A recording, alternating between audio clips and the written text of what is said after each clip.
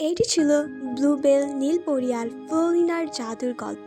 বন্ধুরা, তোমরা কি কখনো ভেবেছো এমন এক জায়গার কথা যেখানে আকাশ হবে একটু বেশি নীল আর রোদের আলো থাকবে মিষ্টি মিষ্টি হাসিতে ভরা? চলো আজ তোমাদের নিয়ে চলি এমন এক জাদুর গ্রামে যেখানে বাতাস হাসে, ফুলেরা কথা বলে আর গোপনে লুকিয়ে থাকে অদ্ভুত এক নীল বাগান। এই ছোট্ট গ্রামের পাশেই ছিল সেই রহস্যময় বাগান যেখানে যতদূর চোখ যায় শুধু নীল আর নীল ফুল। এই হলো রাজকুমারী ব্লুবেল। গ্রামবাসী বলতো এই বাগান হলো বিশ্বাস আর ভালোবাসার জাদুর প্রতীক। আর এই গ্রামে থাকতো আমাদের ছোট্ট খুশির পাখির মতো একটি মেয়ে, ফ্লোরিনা। সে ছিল রঙিন ডানার এক ছোট্ট পাখির মতো, সবসময় হাসি খুশি। একদিন খেলতে খেলতে ফ্লোরিনা এসে দাঁড়ালো সেই নীল ফুলের বাগানের সামনে। ওহ বন্ধুরা, তোমরা কি কল্পনা করতে পারো চারদিকে যতদূর দৃষ্টি যায় শুধু নীল আর নীল ফুলের রাজ্য?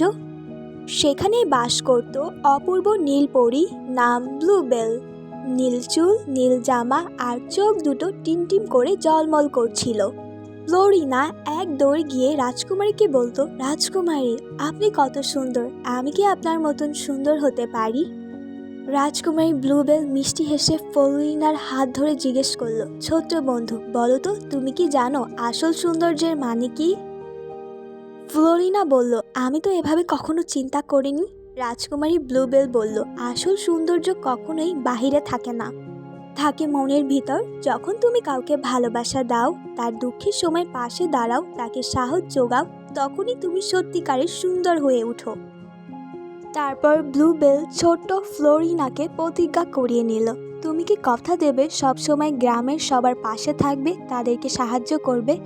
ফ্লোরিনা বড় বড় চোখে তাকিয়ে বলল, অবশ্যই কথা দিচ্ছি। এই গল্প আমাদের শেখায় আসল সৌন্দর্য হচ্ছে মনের ভালোবাসা, সহানুভূতিতে এবং অন্যের পাশে থাকার মাধ্যমে।